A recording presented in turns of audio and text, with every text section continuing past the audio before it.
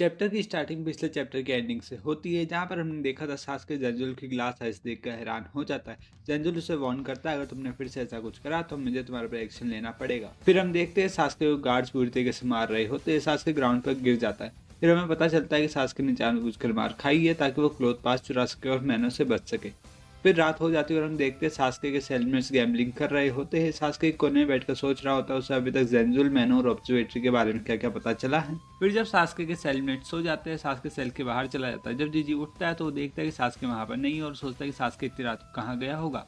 तभी जीजी को गार्ड के आने की आवाज़ आती है। वो कोशिश करता है गार्ड को पता ना चले कि सास्के बाहर गया हुआ, इसलिए वो गार्ड को कहता है कि मेरे हाथ का छाला फट गया है और वो काफ़ी दर्द कर रहा है, क्या मैं इन्फर्मरी जा सकता हूँ। गार्ड कहता है ठीक है और वो क्लोथ पास ढूंढने लगता है, पर उसे वो नहीं मिलता है। फिर हम सास्के को देखते हैं, उसने क्लोथ पास पहना हुआ होता है ताकि मैनो उसके ऊपर हमला ना करे, और वो प्रिजन में घूम रहा होता है। तभी उसे एक प्रिजनर दिखता है जो बंधा हुआ होता है। सास्के उसकी रोप्स खोलता है। सास्के पूछता है कि तुम यहाँ कैसे आए। वो बताता है कि मैं बाथरूम से आ रहा था, तभी कुछ प्रिजनर्स ने मेरे पर हमला कर दिया और मेरा क्लोथ पास भी छीन लिया। सास्के अपना क्लोथ पास निकालता है और उसे दे देता है और कहता है कि तुम अब यहाँ से चले जाओ। तभी मैनो सास्के के पीछे आ जाता है और वो उसके ऊपर हमला कर देता है, लेकिन इस बार सास्के प्रिपेयर्ड होता है और वो उसके अटैक को डॉज कर देता है और वो एक बार फिर से उसके ऊपर गेंजुत्सु का यूज करने की कोशिश करता है, लेकिन इस बार भी उसके ऊपर कोई असर नहीं होता है। लेकिन सास्के को मैनो का अटैक डॉज करते वक्त एक स्क्रैच आ जाता है। सास्के कहता है मैंने इसके स्टमक पर जो घाव करा था वो गायब हो चुका है, या तो इसके अच्छी हीलिंग एबिलिटी है या फिर ये कोई दूसरा क्रीचर है।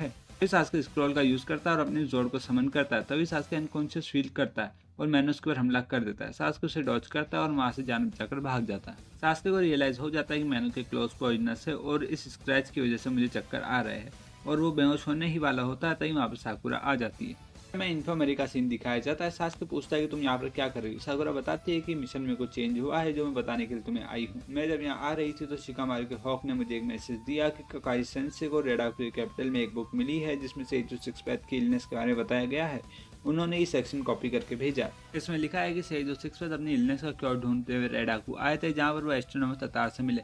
फिर एक दिन ततार ने सेइजो सिक्स पैथ को बताया कि एक मीटियोर लैंड ऑफ रेडाकू की तरफ आ रहा है। सेइजो सिक्स पैथ ने उस मीटियोर को दो हिस्सों में काट दिया, तभी उसमें से कुछ पार्टिकल निकले जो चमकीले थे। सेइजो सिक्स पैथ ठीक हो गए। ततार ने इन पार्टिकल को अल्ट्रा पार्टिकल का नाम दिया। इन पार्टिकल्स को ढूंढने का रास्ता मैप ऑफ हेवन में है। साकुरा बताती है कि नारुतो की इलनेस का कारण टेल बीस्ट का चक्रा हो सकता है और अल्ट्रा पार्टिकल उसे ठीक कर सकते हैं।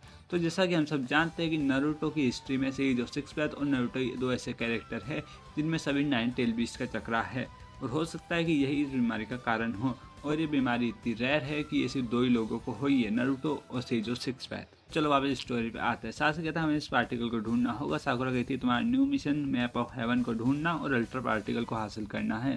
सास्के कहता है मुझे अभी भी समझ में नहीं आया तुम यहाँ पर क्या कर रही हो, तुम एक हॉक को ही भेज सकती थी।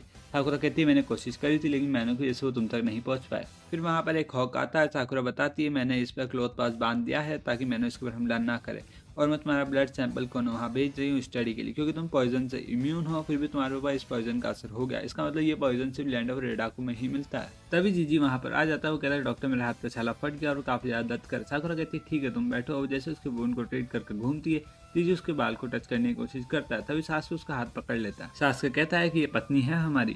साकुरा कहती है मुझे इनकी बहुत ज्यादा याद आ रही थी इसलिए मैं यहाँ पर डॉक्टर का काम कर रही हूँ। जीजी कहता है सास के तुम मैरिड हो, तुमने मुझे बताया नहीं। सास कहता है मैंने तो कब कहा कि मैं नहीं हूँ। फिर सास्के और जीजी वहाँ चले जाता है। सास्के जीजी को इसे एक सीक्रेट रखने को कहता है। जीजी कहता है तुम टेंशन मत लो, मैं किसी को भी नहीं बताऊंगा।